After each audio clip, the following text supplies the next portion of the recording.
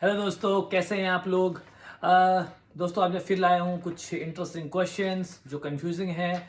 But वही है, ये सब बताने से पहले जो भी मैं आपको इन्फॉर्मेशन देता हूँ इस totally based on my own experience. किसी भी चीज़ में आगे बढ़ने से पहले अपने वीज़ा कंसल्टेंट, ऑफिशियल रिसोर्सेज और ऑफिशियल वेबसाइट्स और ट्रस्टेड रिसोर्सेज पे पक्का गो थ्रू करें, किसी पे भी ब्लाइंड ट्रस्ट ना करें।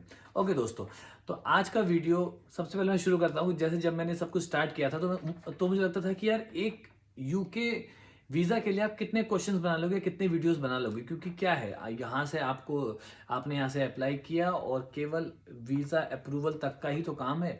ये 4-5 स्टेप के लिए आप कितने वीडियोस बना सकते हो। बट जैसे जैसे मैं आप लोगों के साथ बात करता जा रहा हूँ, आप खुद देख रहे हैं कि कितने सारे क्वेश्चंस अपने आप निकलते जा रहे हैं और अपने आप मुझे कहीं ना कहीं एक इंस्पिरेशन मिल रही है आप लोगों से लगातार बात करके कि क्या क्या प्रॉब्लम्स लोग फेस कर रहे हैं। एक छोटे से प्रोसेस में भी कितना कुछ इंक्लूड है और यूके आना कई बार कितना डिफिकल्ट हो जाता है मेंटली भी, और बाकी तो जो जिस तरह से जाता है वो भी कितना डिफिकल्ट है। एनीवेज दोस्तों, मैं कुछ और क्वेश्चंस लाया हूँ आज के लिए और ये थोड़ा सा बहुत इंपॉर्टेंट है, क्योंकि सबसे पहला जो एक मेरे पास काफ़ी अच्छी इंफॉर्मेशन जो ये आई है कि जो आपका एड्रेस है, कई बार, मतलब कई बार नहीं, टीबी टेस्ट, जब भी आप टीबी टेस्ट देने के लिए जाते हैं और जब भी आप वीज़ा एप्लीकेशन फॉर्म भरते हैं और जब भी आप अपना पीएलएफ फॉर्म भरते हैं, ओके, तो जब भी आप ये 3 चीज़ें भरते हैं उसमें हमेशा वो पूछते हैं कि आप यूके में कहाँ रहने वाले हो, आपका रेजिडेंस जो एड्रेस है वो मांगते हैं।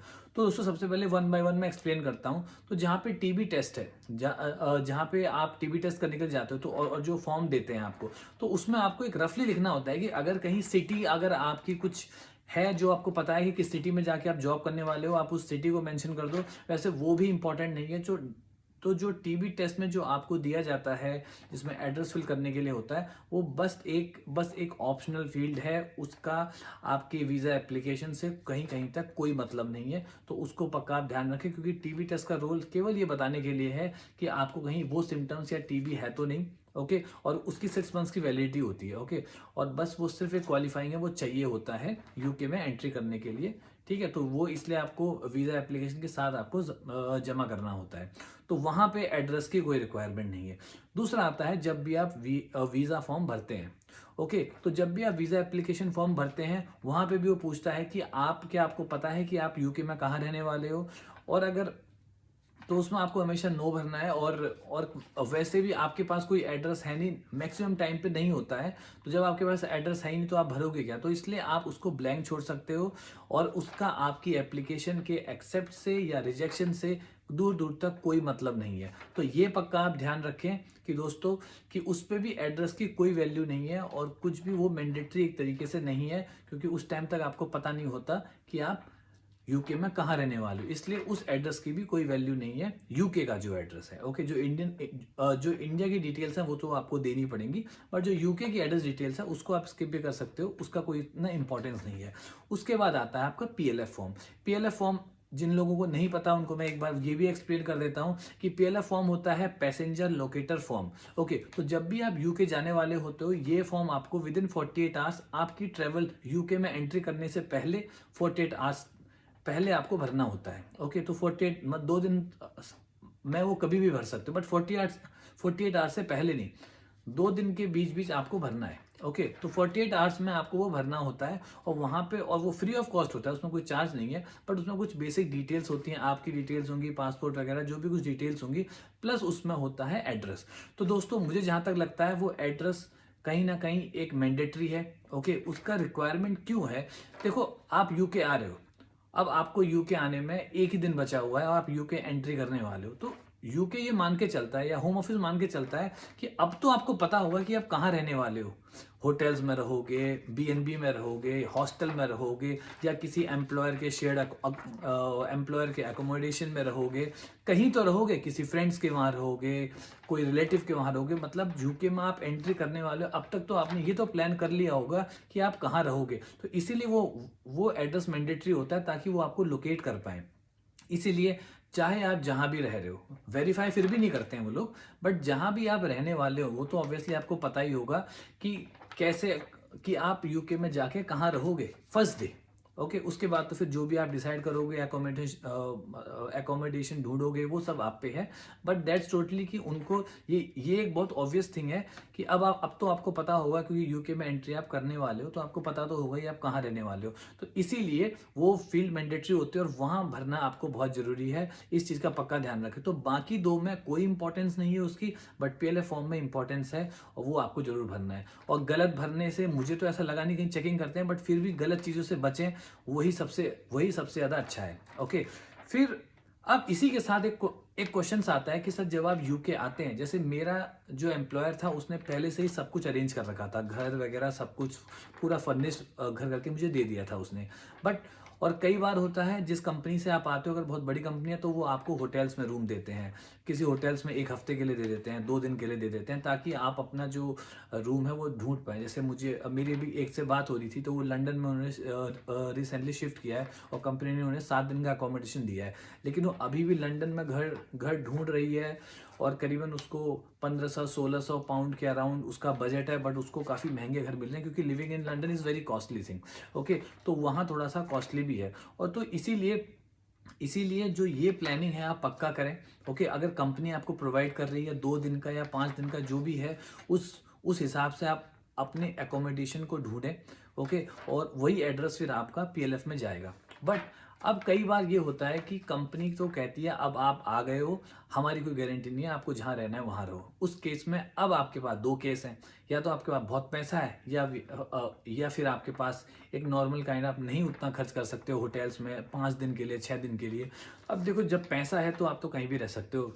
ओके पैसा है तो world is a very small place. Okay अगर अब जैसे कोई हम जैसे लोग हैं तो मिडिल क्लास है, जो नहीं उतना खर्च कर सकते, वो नहीं उतना मतलब हर दिन का 100-200 पाउंड खर्च कर सकते हैं, तो यहाँ पे काफ़ी जगह शेयर्ड अकोमोडेशन प्लस हॉस्टल्स, जो आपको booking.com या अलग अलग ये होटल्स की वेबसाइट में आपको हॉस्टल्स मिल जाएंगे। हॉस्टल्स काफ़ी सस्ते होते हैं, 20-30 पाउंड के अंदर आपको मिल जाएंगे और एटलीस्ट आपको 4-5 दिनों के लिए एक सस्ता अकोमोडेशन मिल जाएगा वहाँ पे रहने के लिए, ताकि आप अपने घर वगैरह जो भी है आप ढूंढ पाओ। और घर में भी आप 2 तरीके से घर ढूंढ सकते हो। कई जगह लोग शेयर्ड अकोमोडेशन भी दे रहे हैं जहाँ पे आप शेयरिंग में रह सकते हो, और कई जगह आपको पूरा अपार्टमेंट अगर आप लेते हो तो वो आप पे है। बट ये पक्का ध्यान रखें, अपार्टमेंट लेते हो तो उसी हिसाब से आपको जितना बड़ा अपार्टमेंट लोगे उतना ज़्यादा काउंसिल टैक्स भी आपको पे करना पड़ेगा। तो दोस्तों जो रहने के लिए जो मेरे जो इंस्ट्रक्शंस हैं, क्योंकि मैं अभी बता नहीं पाऊंगा कि कहाँ से आपको लेना चाहिए, क्योंकि हर सिटी में अलग अलग ब्रोकर्स हैं, अलग अलग वेबसाइट्स हैं। ओके तो कॉमन तो मैं नहीं बता पाऊंगा। बट ये पक्का ध्यान रखें कि जब भी आप यूके को आ रहे हैं, अगर कंपनी ने अकोमोडेशन दिया है तब तो बहुत बढ़िया है। अगर 2 दिन का ही दिया हुआ है तब भी आपको इंडिया से ही वो सर्च स्टार्ट करनी है कि कहाँ पे मैं ढूंढूंगा, क्योंकि 2 दिन में आप सब कुछ नहीं कर पाओगे। तो पहले से ही वो चीज़ एक लिंक बना के रखो। ओके और अगर एम्प्लॉय ने कुछ दिया ही नहीं है तो पक्का, क्योंकि ये मत सोचना कि यहाँ जब आप लैंड करोगे तब आप कोई हॉस्टल या होटल ढूंढोगे, ऐसा मत करना, क्योंकि यहाँ पे मोस्टली चीज़ें बुकिंग पे चलती हैं। तो इसलिए इंडिया से ही सब कुछ प्री प्लान्ड करके आना, ताकि एटलीस्ट आप यहाँ पे आओ, क्योंकि यहाँ पे दुनिया बिल्कुल अलग है। जो लोग पहले कभी यूके नहीं आए हैं उनको हर जगह प्रॉब्लम्स आ सकती है।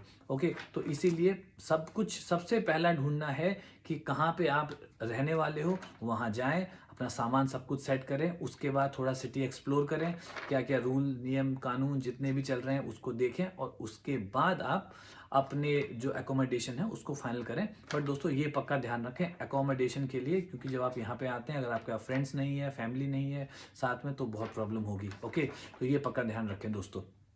दूसरा है कि एक मेरे पास एक्टिस का इशू आया है। ओके तो एक बड़ा इंटरेस्टिंग केस था। एक बंदे ने अपनी बैचलर्स करी। ओके उसकी जो बैचलर्स का जो कॉलेज था वो यूके के किसी यूनिवर्सिटी से एफिलिएटेड था। तो जब उसको डिग्री मिली, अब डिग्री तो मिली उसको इंडिया से, ओके डिग्री मिली इंडिया से, लेकिन जो एफिलिएशन था वो यूके की यूनिवर्सिटी का था। तो जो उसकी डिग्री थी that is affiliated by UK university actually. Okay तो जब उसको यहाँ यूके में जॉब मिली तो उसने कहा ठीक है भाई मुझे डिग्री चाहिए और मैं एक्टिस को प्रेफर करूँगा रादर देन पीटी या आइल्स। ओके तो उसने एक्टिस ऑप्ट किया और उसने अपने एम्प्लॉयर को भी बताया। एम्प्लॉयर ने कहा ठीक है, अब ये आपको एक्टिस का सर्टिफिकेट फॉर्म भरने के बाद आपको एक्टिस का सर्टिफिकेट जमा करना है। तो जब इसने एक्टिस के लिए यहाँ अप्लाई किया तो उनका रिप्लाई ये आया कि हम लोग केवल ओवरसीज डिग्री को ही वैल्यू करते हैं, कंपेयर करते हैं। क्योंकि आपकी डिग्री यूके की ही यूनिवर्सिटी से एफिलेटेड है तो हम इसको कंपेयर नहीं कर सकते। ओके, तो इसलिए वी आर सॉरी कि हम इसको इवेल्युएट नहीं कर पाएंगे इस एक्टिस की डिग्री को वाया एक्टिस, क्योंकि आपकी डिग्री जो है वो यूके की ही है, तो इसको हम इवेल्युएट नहीं कर पाएंगे। अब उसके लिए ये बड़ी प्रॉब्लम हो गई कि अब क्या करें, वीज़ा एप्लीकेशन भर चुका है, सब कुछ हो चुका है, और अब उसको एक्टिस लेटर चाहिए और एक्टिस वालों ने मना कर दिया। तो फिर इसने क्या किया, फिर इसने एक्टिस को दोबारा से मैसेज किया कि ये प्रॉब्लम है और अब मुझे ये चाहिए क्योंकि इस तरीके से मेरा सब कुछ फॉर्म भर चुका है और ये it's a very mandatory requirement कि एक्टिस से मुझे आया। बट देखो, उन्होंने एक बार ना करने के बाद दूसरी बार में उन्होंने, आज उसका मेरे पास मैसेज आया है कि उन्होंने एक्टिस ने उनको वो कंपैरिजन भी दे दिया है। तो दोस्तों, अगर आपके पास इस तरीके का कोई सिनेरियो आता है तो पक्का ध्यान रखें, एक बार आप एक्टिस से पक्का पूछें कि जो ये डिग्री है इसको मुझे करके दीजिए, क्योंकि मेरा ये बहुत इंपॉर्टेंट है, क्योंकि आप पैसे पे कर चुके हो एक्टिस को भी, तो इसीलिए ये सब चीज़ें आप हैंडल कर सकते हो एक्टिस से रिक्वेस्ट करके। तो उसने इस केस में उसने क्या किया, एक्टिस को वापस मेल किया, उनका रिवर्ट आया और उन्होंने फाइनली आज उसको एक एक्टिस सर्टिफिकेट भी दे दिया।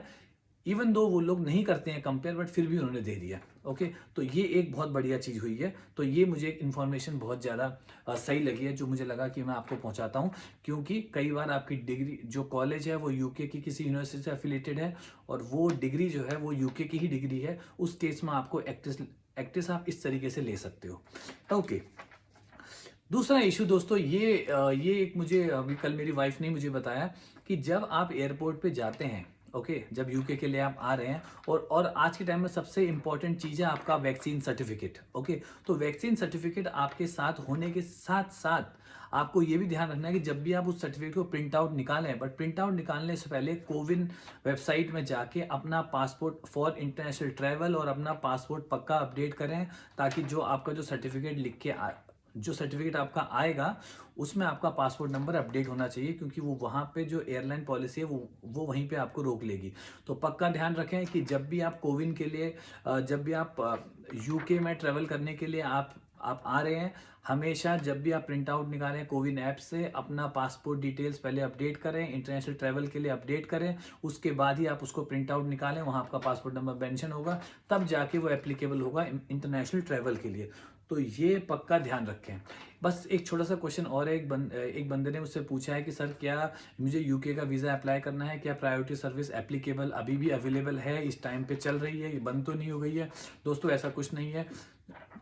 ये सब सर्विसेज वीज़ा की एप्लीकेशन के साथ ही चलती हैं। तो आपकी जो भी नॉर्मल है, प्रायोरिटी है, सुपर प्रायोरिटी है, ये सारी सर्विसेज एक साथ चलती हैं। बल्कि आप समझिए, प्रायोरिटी सुपर प्रायोरिटी से तो उनको ज़्यादा फायदा भी है। तो ये सब सर्विसेज ऑलरेडी चल रही हैं। ओके दोस्तों, तो ये था मेरा कुछ quick, I don't know quick है कि क्या है, बट फिर भी इस तरीके की बहुत एक इंपॉर्टेंट इन्फॉर्मेशन मैंने आपको बताई है। ओके, अगर आपको वीडियो अच्छा लगता है तो do like, share and subscribe. Okay, and दोस्तों, मिलते हैं नेक्स्ट वीडियो पे। Thank you very much.